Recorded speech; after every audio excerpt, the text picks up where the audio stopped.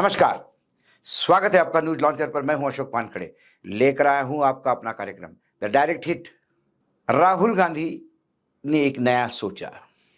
राहुल गांधी थक गए। पिछले 10 सालों में कांग्रेस 80 चुनाव हार चुकी है। ठीक है, पिछले लोकसभा में 100 सीटें आ गई, लेकिन उसमें अपने वजूद की सीटें 28 से 30 है, बाकी सब उधार का सिंदूर।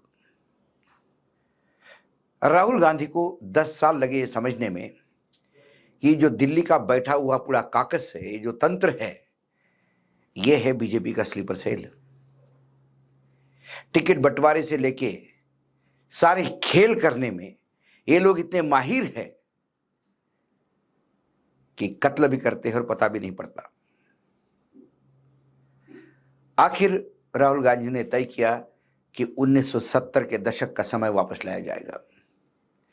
डीएमके के मॉडल को भी तलाश किया, उसको स्टडी किया और तय किया कि अब कांग्रेस में जिला अध्यक्ष जो है, इनको ताकत दी जाएगी। 750 के 800 के आसपास जिला अध्यक्ष और नगर अध्यक्ष है, क्योंकि कुछ जिले बड़े लेवल पे है तो वहां पे ग्रामीण में अध्यक्ष होता है, शहर अध्यक्ष होता है। तो 800 लोगों के साथ मुलाकात कर उन्हें उनसे फीडबैक लेना और उन्हें डायरेक्ट ताकत देकर उन्हें उत्साह भर देना, ये काम शुरू हो गया। परसों के दिन दिल्ली में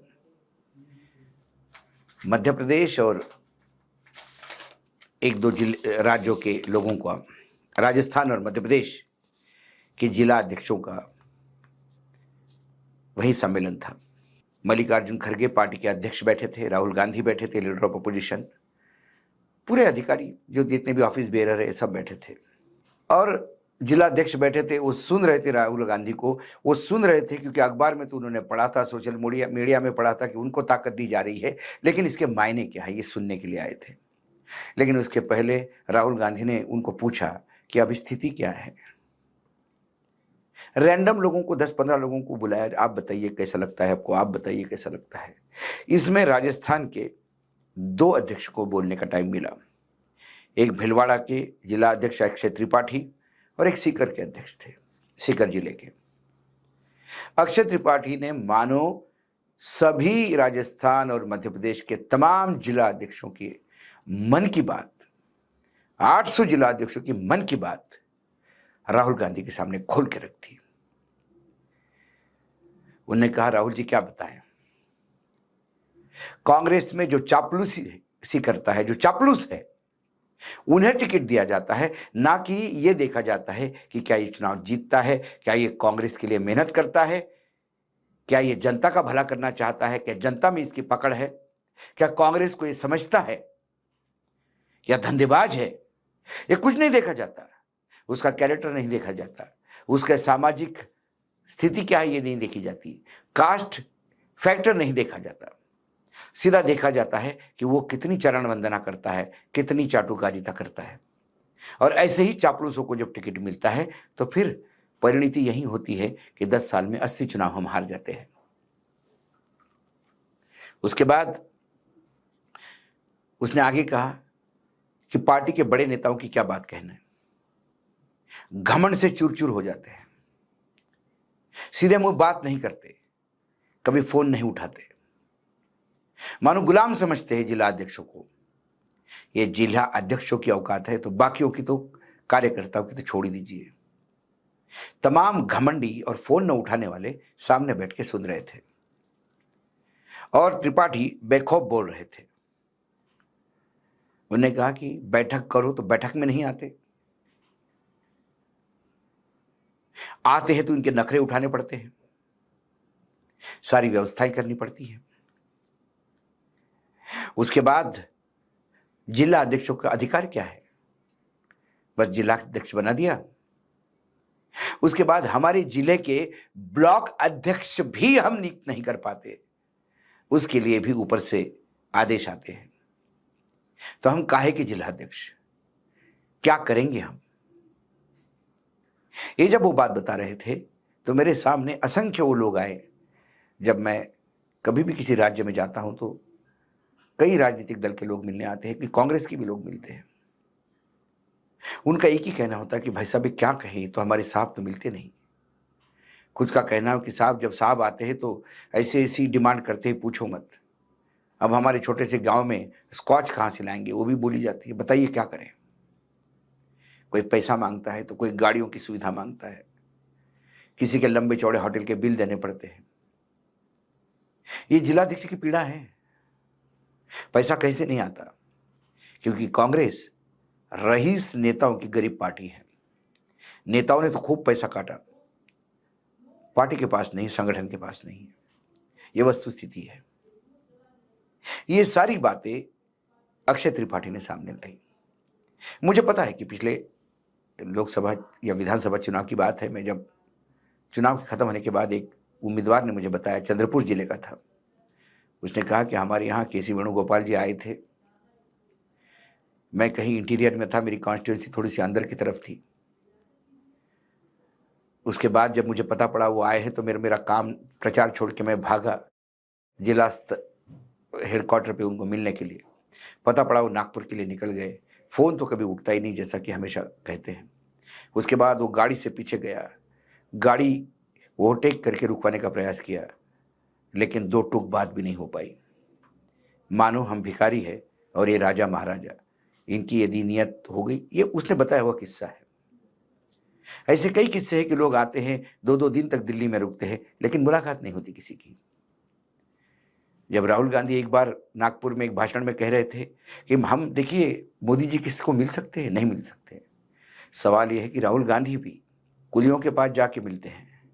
राहुल गांधी खेतों में महिलाएं जो काम करती है उनको जाके मिलते हैं। राहुल गांधी गरीबों की झोपड़ी में जाके मिलते हैं। लेकिन कोई कार्यकर्ता यदि राहुल जी को मिलने आया तो क्या वो मिल सकता है? सवाल ये है। राहुल जी को इन 800 लोगों से जीवंत संपर्क रखना होगा, तभी जाके इनको ताकत आएगी, इनका मन खुलेगा। इस त्रिपाठी का क्या होगा? मुझे अक्षय त्रिपाठी का, मुझे तो इसका कोई ज़्यादा भविष्य दिखाई नहीं देता, क्योंकि आज उसने हिम्मत करके बिल्ली के गले में घंटी बांधने का प्रयास किया। क्या इसका कुछ रिपल्केशन होगा? सवाल ये है।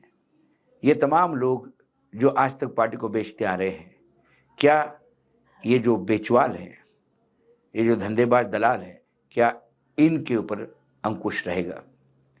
जिलाध्यक्षों को ये बताया गया, कुछ जिलाध्यक्षों ने बताया कि हमें ये बताया गया है कि आप पार्टी का इतिहास जानिए, वर्तमान में स्थिति क्या जानिए।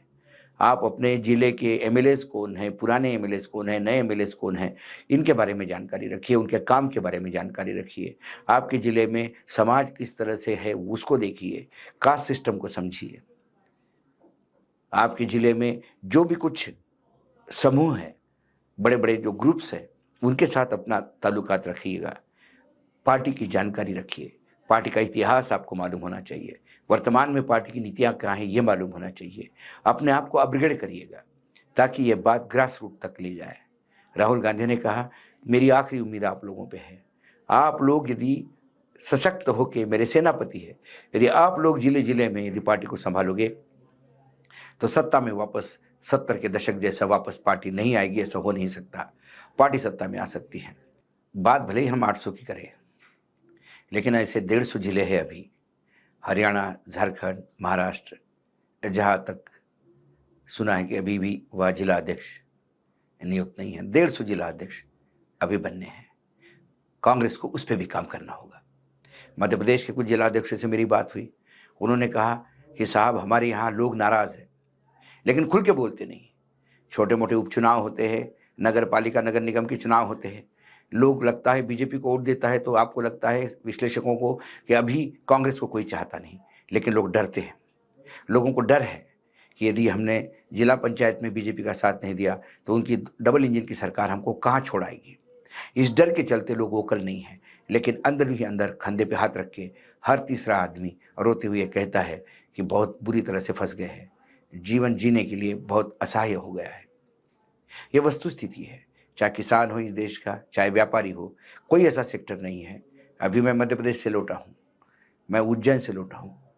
उज्जैन में बड़ी अजीब स्थिति है। उज्जैन में शराबबंदी कर दी गई है, लेकिन उज्जैन का एक हिस्सा जो ग्राम पंचायत एरिया में आता है, वहाँ टेंट लगा के लोग शराब बेच रहे हैं। और दुगने तुगने रेट में शराब बेच रहे हैं।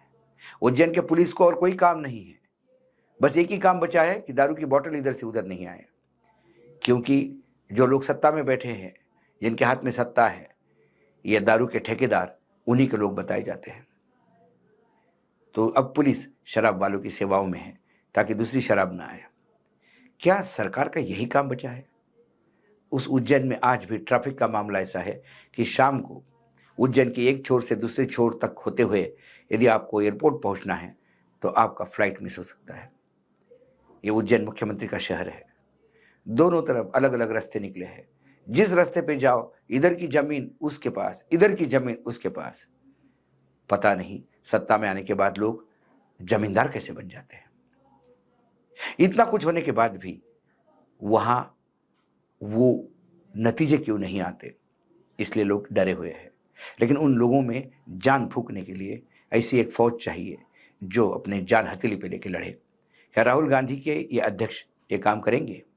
और राहुल गांधी की इतने अध्यक्ष काम करेंगे? और राहुल गांधी का यदि जिला अध्यक्षों पे इतना विश्वास है और इतनी दामोदमार उनकी है कि आने वाले चुनाव हम जिला अध्यक्षों के भरोसे जीतेंगे, इसका मतलब दिल्ली में बैठने वाले लोगों ने इस्तीफे दे देने चाहिए। ये उनका नाकामी है, ये उनका फेलियर है कि आखिर राहुल गांधी जी को जिला अध्यक्षों तक देखना पड़ा।